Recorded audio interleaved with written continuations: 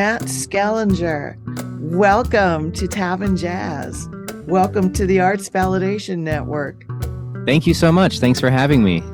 Yeah, I discovered you probably a little bit later than a lot of the other jazz community. I discovered you when I was working on that other radio station, and your music came in, and I took it home and I listened to the whole thing, and I was very, very happy and very impressed with your work.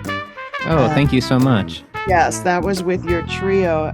You're a young artist in comparison to a lot of the folks that I play regularly, and I'm just delighted with your work. So tell me a little bit about this new recording that you've got. What encouraged you and incited you to put it together? Tell us some stories. This new recording is dedicated to Ron Miles. Ron was in our group for the first 3 albums in about 8 years, and was a great friend and mentor. And when I initially started putting together the music, I obviously didn't have that intention in mind. But while we were working on the music, Ron passed, and it felt appropriate to do. And before that had happened, I was thinking about just being grateful for my mentors and grateful for all the knowledge that they had passed down to me, and wanting to, I guess, kind of make an album that was sort of a thank you to specifically Ron Miles and Victor Wooten, my 2 biggest, I guess, personally mentors in my life. But just in general, the concept of being grateful for the people that came before you and passed down their knowledge to you. And so that was the initial kind of spark for the album. And then it had a little bit more clearer intention after Ron had passed, and so we included a couple of his tracks on the recording. And then we also took some of his playing that he recorded with us on our previous albums and put it into a couple of the tracks on the album. Yes, and it sounds really, really good. And for those of you who don't know much about Ron Miles, definitely look him up. We play his music. He was a beloved educator and mentor, as well as a very fine player. And we miss him dearly around here, but we're so happy to have some of his music before he passed away. He had a blood disease, I believe, right? And yeah, we didn't know about it much until actually he was taken from us. He was young.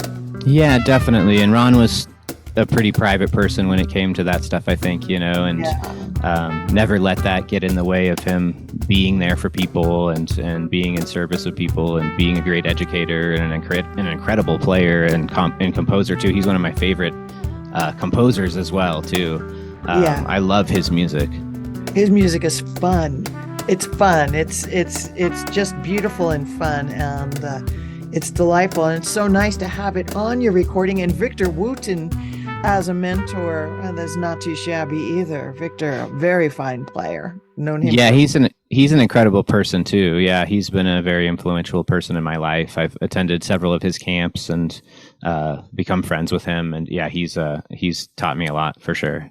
Yes, I've crossed paths with him a few times as well. Very high quality person and player. And so congratulations on picking such great mentors, and I hope that you continue on throughout your life and get to mentor other people as well. I know that you are a very passionate player, and your music is unique and different. You're not copying the sounds of anyone, which is what caught my attention about you, Matt, and it's a very good thing. Subspace Transmission is the name of the new recording. What brought you to that name?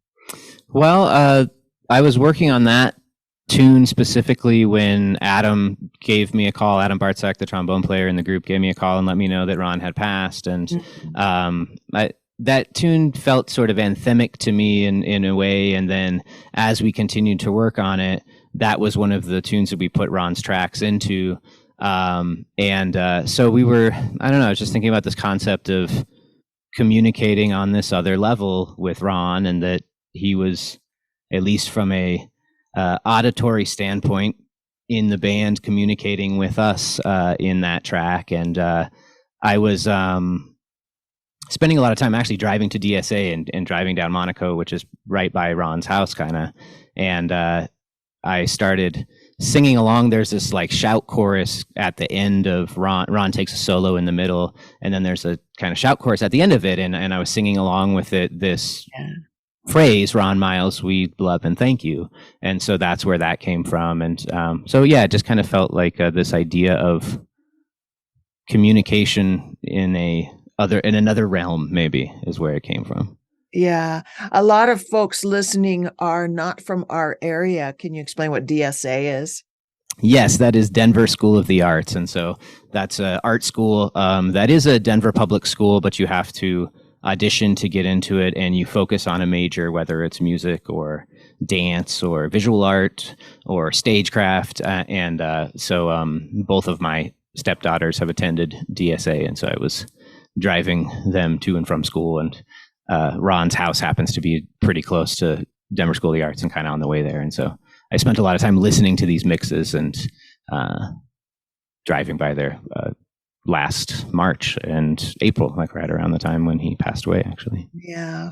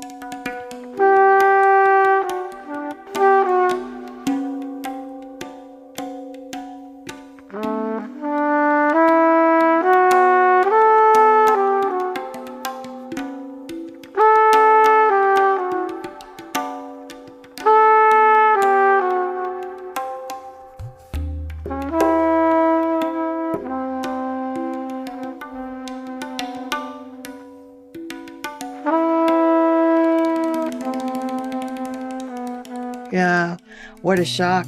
I'm very excited about the other folks you have on the recording. Adam, who you already mentioned, Adam Bartzak, and he has his own projects as well on the bone and the conch shell, which is fun. And those sounds add so much to yours, to your wonderful and creative bass playing. Dave Miller doing the drum work and playing the katam. Tell us about that. Yeah, so Dave and both my brother Andy have been playing percussion, like Indian percussion instruments, for a really long time. And so the ghatam is a clay pot that has one hole in it. And my brother Andy plays tabla, and Dave plays tabla as well. And then they both play a little bit of udu at times, which has two holes in it. It's like a clay pot with two holes in it. Right. And then Andy plays a lot of cajon on the album as well. And Dave and I go way back. Dave and I grew up together, went to high school together, and so we've been playing the music together for over 30 years. And nice. And then obviously Andy being my brother, we spend a lot of time playing together as well. Over 30 years as well? Well, I actually probably have spent more time playing with Dave, because when we were in teenagers, we were in a band together, and Andy and I were about 3 years apart, so we didn't maybe spend as much time playing together at that time, but at least over 20 years for sure. And then Adam, we met in college, and yeah, Adam is a fantastic player and a really fantastic composer as well. He's got his doctorate in composition, and really great addition to the group, and adds so much sound with the trombone and the conch shell. And we also play in another group called the Grown Ass Man Band together. We've been playing for years in that group together too. So Adam's that is the friend. Best band name, the Grown Ass Band. The Grown It's a good one. Band. Yeah. We need more grown ass men in our community. It's a fun band, yeah, and great name for sure. Yeah. And you also have a trumpet, cornet, flugelhorn, and effects by Matt. Reed, right? Matt Reed, yeah, Matt's been another awesome addition to the group. When we recorded our last album with Ron, it was 2014, I believe, and Matt, and at the time, that was right around when Ron started doing more work with Bill Frisell and Brian Blade, doing the 2 trio albums, and then the other couple albums after that. So it just kind of felt like it was the right time. Ron just was getting so busy with other stuff that it seemed like the right time to find somebody else to play with the group. And Matt had moved from Washington, from Seattle, and he had a mutual friend with some friends of me, and they told him to reach out to me, and it just was a really natural fit. And Matt's become a really great friend, and he's a great player and really adds a lot with effects pedals. He does a lot of really cool effects pedals with his horn, and does some looping and some layering, and very cool sound for sure. Yeah, and it adds a lot to the recording. And then out of left field in my mind, all of a sudden I heard this pedal steel guitar coming in, and I thought, wow, Matt, that's very, very interesting. Tell me about that. Glenn Taylor plays that.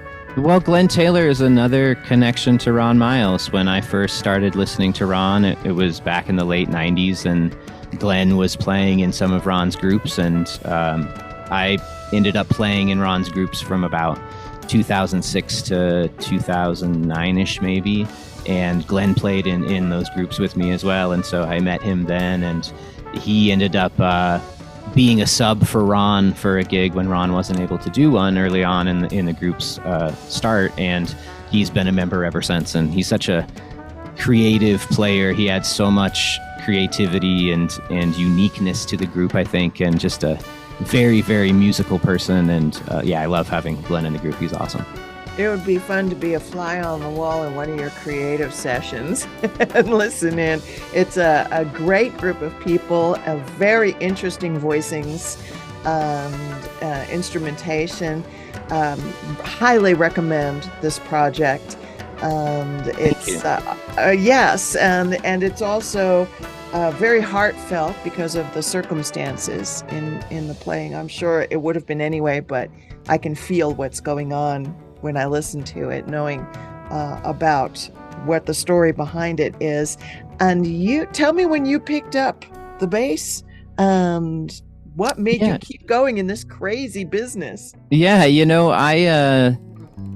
I had a very musical family. I grew up, my mom plays flute, and she has a minor in music from Metro, and she played some piano around the house a lot, so there's a lot of music growing up. And we had Suzuki violin lessons when I was about 4 or 5, and I played some piano in elementary school and kind of the beginning of middle school, but I didn't really do any instruments through middle school. And then I had a friend who bought a bass and a little bass amp, and I went over there to hang out one day and played it. And on the drive home, I told my dad that I really wanted a bass, and it just felt like that's what I wanted to do. And from that day, I have always felt like that was what I should be doing, I guess.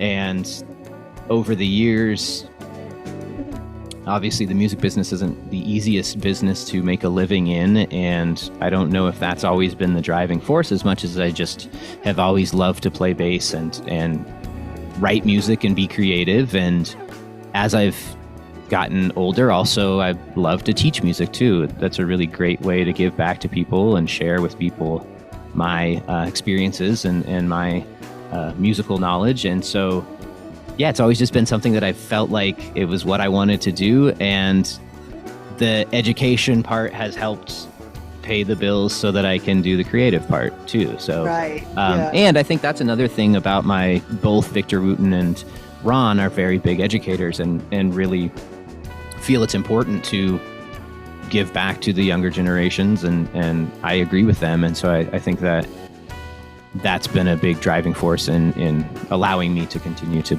be a musician professionally. Right. And I've also found myself that when you're teaching, you learn so much. Absolutely. It's really an incredible way to just keep your mind on it. And it's like being on constant refresh as you watch your students having those aha moments and coming along. And it's really cool. It's really a good thing to do. I agree. And you have a show coming up in our neck of the woods very soon. Tell us about that. We are playing a week from today on Friday, March 10th. So when this interview runs, it won't be a week from today. But anyways, the secret's out, folks. What can I say? So we're playing at Dazzle in downtown Denver, and Dazzle is a jazz club that we have played at for many years. All of our album release parties have been at Dazzle. At the old location on 9th and Lincoln, we had 3 of them there, and then we've had 2 of them at the new location. So this will be our 3rd one at the Bowers location. And then we're looking forward to playing at their new location when they move in a couple of months too. I think we'll be doing one of those Ron Miles music tributes there as well.